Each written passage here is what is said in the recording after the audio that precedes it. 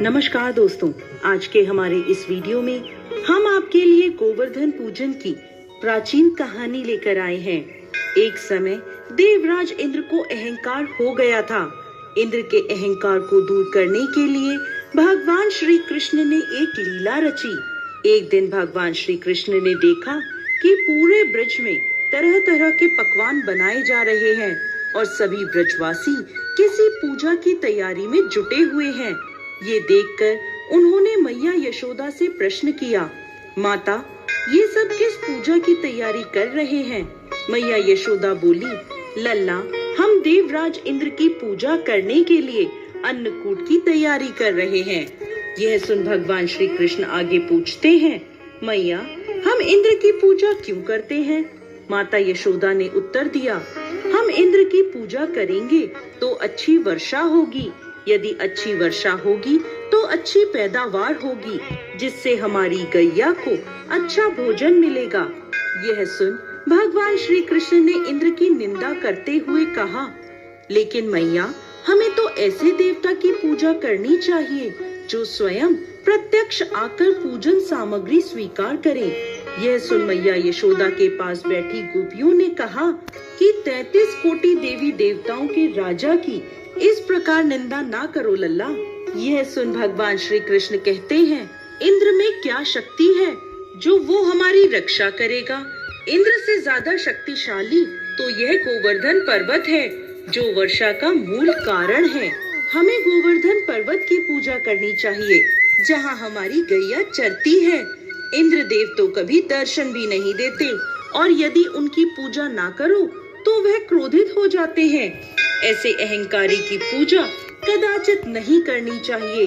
तभी नंद जी वहाँ आ गए और पूछने लगे, इंद्र की पूजा करने से वर्षा होगी और हमें लाभ होगा, गोवर्धन की पूजा करने से क्या होगा?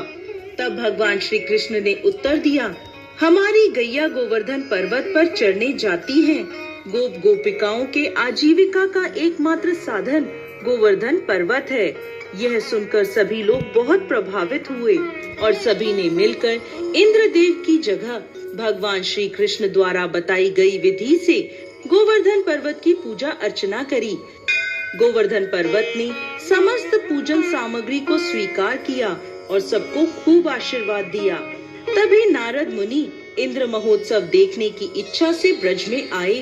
वहाँ ग्वालों ने उन्हें बताया कि इस वर्ष से श्री कृष्ण की आज्ञा अनुसार इंद्र महोत्सव बंद कर दिया है और अब सभी ब्रजवासी गोवर्धन पूजन करेंगे। यह सुनते ही नारद मुनि उल्टे पांव इंद्र के दरबार में पहुँचे और बोले, हे देवराज, आप अपने महल में सुख की नींद ले रहे हैं। उधर ब्रज में आपकी पूजा समाप्त करके गोवर्धन पर्वत की पूजा हो रही है। ये सुनते ही देवराज इंद्र को क्रोध आ गया। उन्होंने इसे अपना अपमान समझा और जोरों की वर्षा शुरू कर दी। भयभीत होकर सभी ब्रजवासी भगवान श्री कृष्ण की शरण में गए।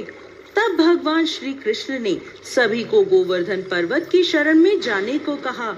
सभी ब्रजवासी अपनी गैया और बछड़ों के साथ गोवर्धन की तराई में पहुँचे। वहाँ भगवान श्री कृष्ण ने गोवर्धन पर्वत को अपनी कनिष्ठ उंगली पर उठा लिया। यह देख इंद्र को और क्रोध आया और उन्होंने मूसलाधार वर्षा शुरू कर दी। भगवान श्री कृष्ण ने सुदर्शन चक्र को आदेश दिया कि वह पर्वत के ऊपर जाकर वर्षा की गति नियंत्रित करे और शेषनाग से कहा कि वह पानी को पर्वत की ओर आने से रोके। इंद्र लगातार 7 दिनों तक मूसलाधार वर्षा करते रहे और सभी ब्रजवासी गोवर्धन पर्वत की छाया में सुख पूर्वक रहे। यह सब देखकर इंद्र को शंका हुई कि उनका मुकाबला करने वाला कोई साधारण मनुष्य नहीं हो सकता। तभी ब्रह्मा जी वहां प्रकट हुए और इंद्रदेव से बोले, हे इंद्रदेव, आप जिस बालक को परास्त करने की कोशिश कर रहे हैं वो और कोई नहीं, भगवान श्री हरि विष्णु का अंश है और पूर्ण पुरुषोत्तम नारायण है। यह सुनकर देवराज इंद्र ने भगवान श्री कृष्ण से अपने भूल की क्षमा मांगी। इसके बाद उन्होंने भगवान श्री कृष्ण की पूजा करी। इसी दिन से गोवर्धन पर्वत की पूजा की जाने लगी। जय श्री कृष्ण।